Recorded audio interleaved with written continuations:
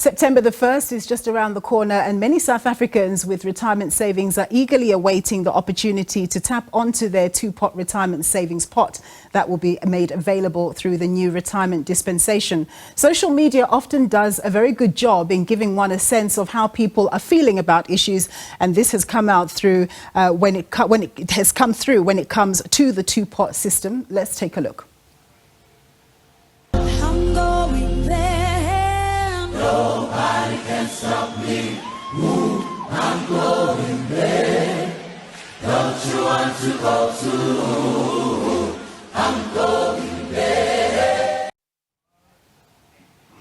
The two-pot retirement system seeks to ensure that people save for the long term while also being cognizant of the fact that financial emergencies and or difficulties can arise, therefore allowing limited access to one's retirement savings. To unpack the financial implications of all of this, I'm joined in studio by Vickie Lange. She's the head of best practice at Alexforbes. Thanks very much for joining us, Vickie. So we laugh, of course, at some of these memes that are out there, but of course there's a serious side to this, and of course it's going to have implications for people to be able to tap onto their funds. Just outline to us the purpose of the two-pot retirement system.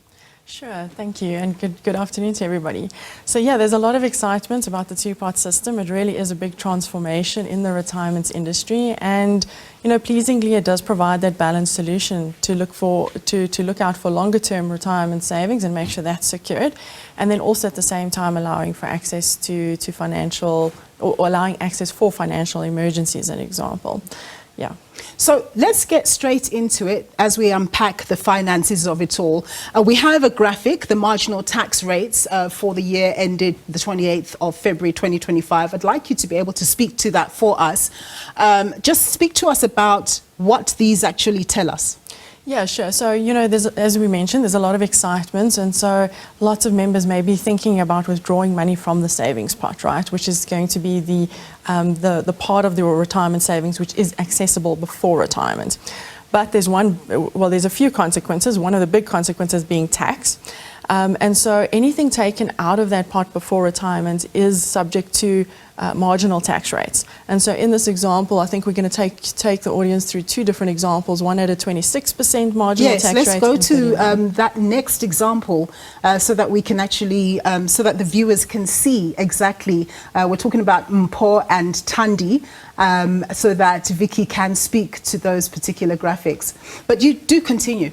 Yeah, sure. So as I mentioned, there's going to be tax implications. Also, what's been interesting through our testing with SARS to just check that the tax processes, because we obviously all the administrators are getting ready to be able to process claims effectively from September.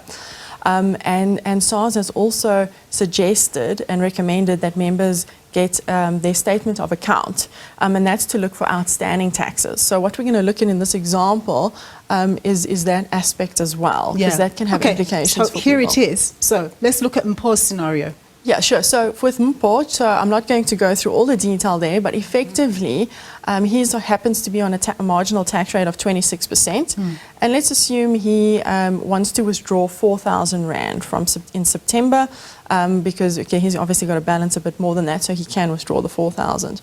And so the tax consequence of that would be over 900 Rand in taxes that would have to get paid. So I think it's important that members do consider the tax consequences, because it can be a bit of a shock when you see those deductions coming off. So he might be thinking, okay, he's going to get a 4,000 Rand paid into his bank account, but the taxes still need to be deducted, and that's going to be over 900 Rand in taxes. Exactly, and there's also fees as well, the administration fees for the process. Yes, exactly, and so the other thing that members can expect is a transactional or a processing fee, and that fee will differ between different administrators of retirement funds, but that fee would have to be deducted as well. There's some good news in that the fee is deducted and then the tax is based on the net amount, so at least as the member you're not paying tax on the full gross amount, but the consequences are quite significant, as you can see in that one example. One of the issues that you warn about as well is if you already owe SARS money they can also deduct from that as well. Exactly. So if we take the other example in Tandi, we've looked at a slightly higher withdrawal. So she's decided, for example, to withdraw 16,000 Rand, and she's on a 39% marginal tax rate. So for her, the tax is going to be over 6,000 Rand. And in her circumstances, she's owing SARS another 2,300 as an example. So if she goes and looks at her statement of account, she's going to see, okay, there's this extra money. And SARS can have that deducted, or request that that be deducted off of the savings pot withdrawal as well. So that can come as quite a big shock, especially if members don't realize that they have this outstanding money, outstanding taxes with SARS. Yeah, we really appreciate you drawing out these realities, because, you know, people have been banding about 30,000, but you're not going to get 30,000 or 20,000 because it's subject to tax, subject to fees, and if you owe SARS, subject to you know, sorting out SARS before you get whatever money's owed to you.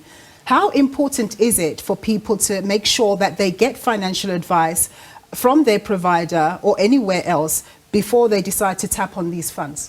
Sure. So the retirement system can be quite complicated, and so we recommend that individuals, members of funds, get advice before deciding to take that money because of these types of consequences.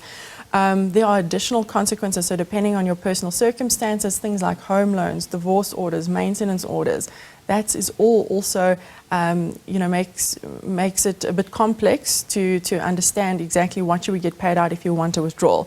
So it's one thing to want to withdraw money out of a fund, but one needs to consider tax and these other implications as well, because you could land up in a position where either you get nothing out, because if your maintenance order, for example, is quite large, that there isn't enough in the savings pot to cover that as well, then you wouldn't actually be able to get anything out of the savings pot. So what happens in the event that, I mean, we have a high divorce rate in the country, so what happens in the instance where you are going through a divorce? Would you be able to tap onto your funds come the 1st of September?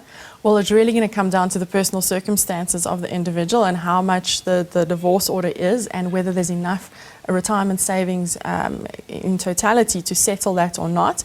So it's going to be different for different individuals, but effectively you would also, if it's a pending divorce, you know, you would need consent from your spouse, for example, before you can just take a withdrawal from the fund.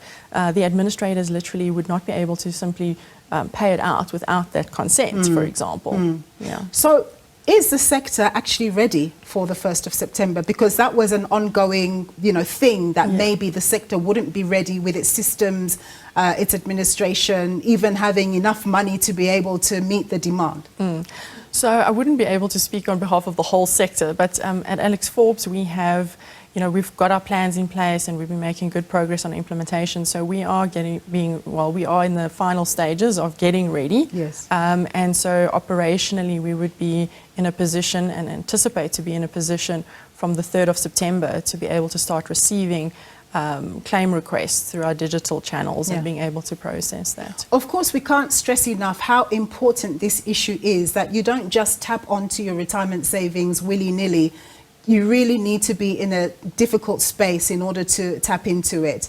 But of course, everyone has the latitude and the flexibility to access on an annual basis, which could have dire impacts, of course, if you decide to tap onto your retirement savings every year. But is there a possibility, when you have tapped onto those savings, to be able to replenish them?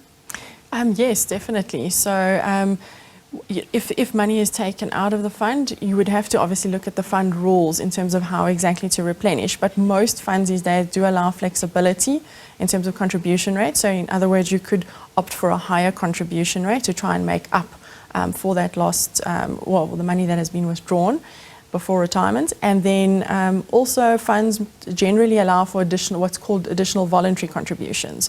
So members must definitely look at that option if they've decided to withdraw.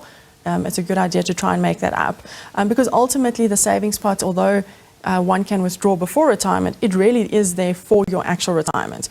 And you will see that through the way the tax works, because if in these examples, Mpho or Tandi did not take it out before retirement and they left the money until retirement, the first 550,000 is actually taxed at 0%. So meaning if they hadn't taken out monies before, instead of taking out these lump sums, you know, they would have been taxed at 0% at the time of retirement if they just left it till then. Yeah. Now, obviously, we know life doesn't always go according to plan. Emergencies can happen and money needs to be taken out. But that is why we do caution to not just simply take it out. Rather, just think about, do you really need this now? And is the only place from your retirement fund, or do you have savings elsewhere? Yeah. Vickie, thank you so much for your insights there. That was Vickie Lange.